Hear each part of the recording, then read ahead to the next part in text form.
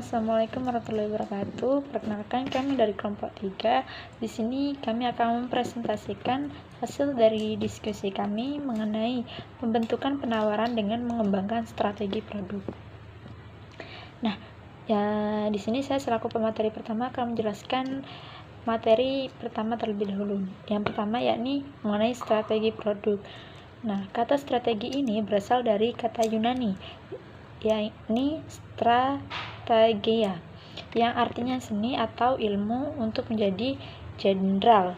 Konsep ini relevan dengan situasi pada zaman dahulu yang sering diwarnai perang, di mana jenderal dibutuhkan untuk memimpin suatu angkatan perang agar dapat selalu memenangkan perang. Konsep strategi militer seringkali diadaptasi dan diterapkan dalam dunia bisnis.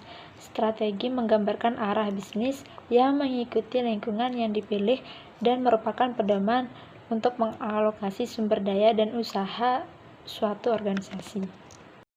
Nah, selanjutnya yakni mengenai klasifikasi level dan hierarki produk. Yang pertama yakni ada tingkatan atau level produk.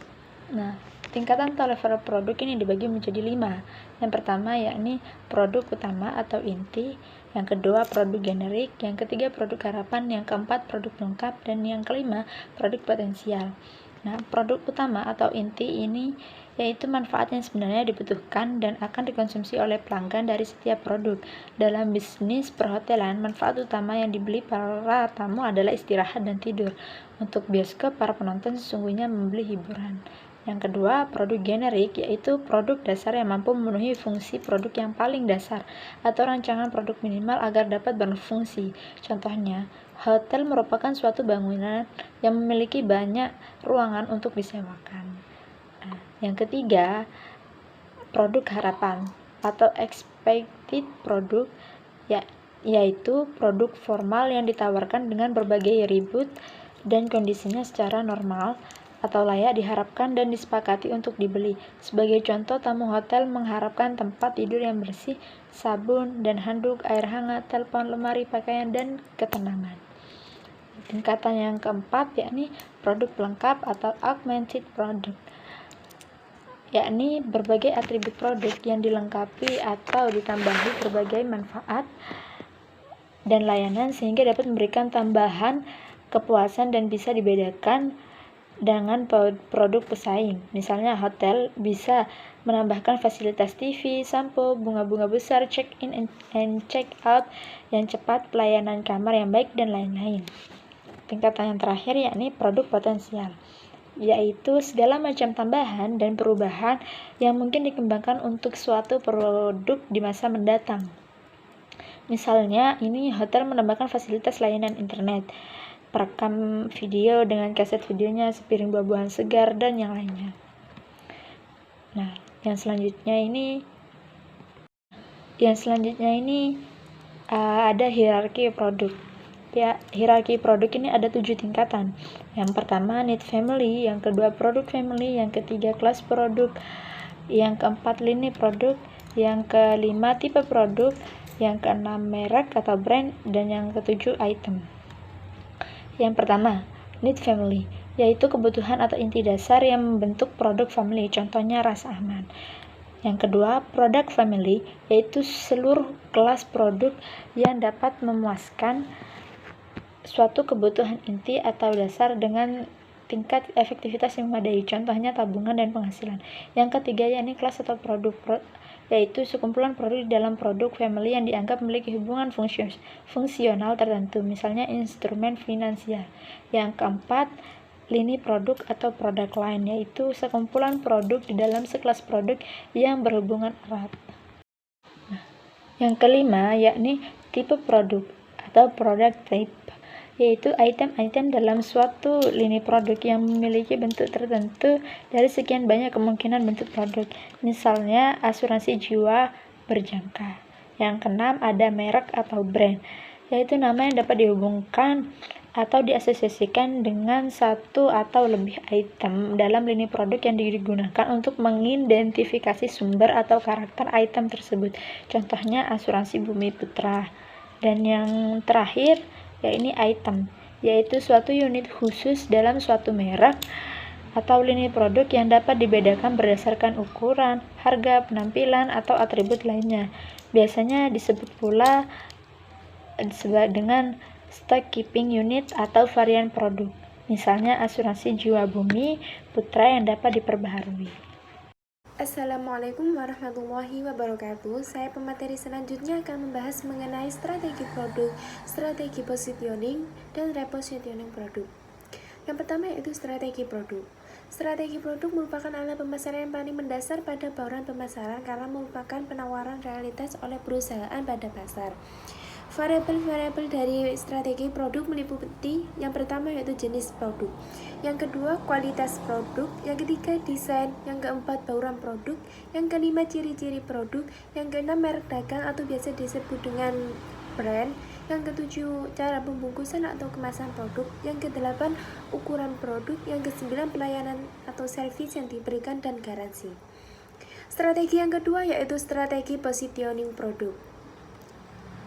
Strategi positioning merupakan strategi yang berupaya menciptakan diferensiasi yang unik dalam pandangan pelanggan sasaran, sehingga terbentuk citra atau image, merek, atau produk yang lebih unggul dibanding merek produk pesaing.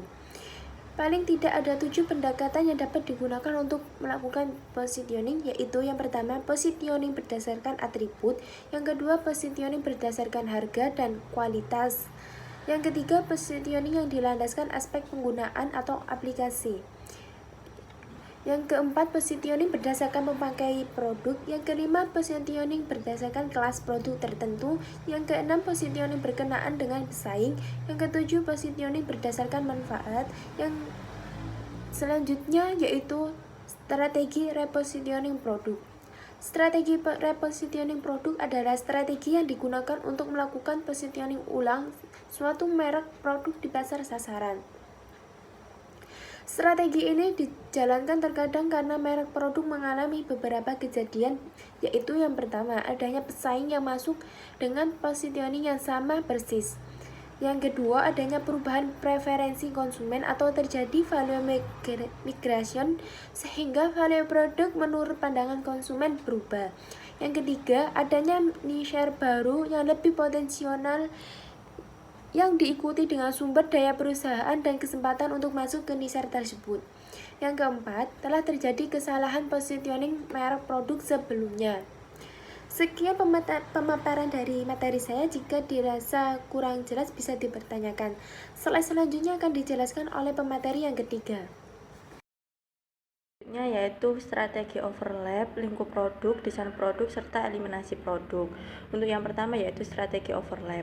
Strategi overlap produk adalah strategi di mana perusahaan memiliki berbagai varian jenis produk yang dihasilkan, yang memang disengaja membuat persaingan di antara merek perusahaannya sendiri. Tujuannya dari strategi overlap yang dilakukan pihak manajemen perusahaan adalah yang pertama, untuk menarik lebih banyak pelanggan pada produk sehingga meningkatkan pasar keseluruhan, kemudian agar dapat bekerja pada kapasitas penuh dan untuk menjual kepada para pesaing sehingga dapat merealisasikan skala ekonomis dan pengurangan biaya. Kemudian yang kedua yaitu lingkup produk, strategi lingkup produk.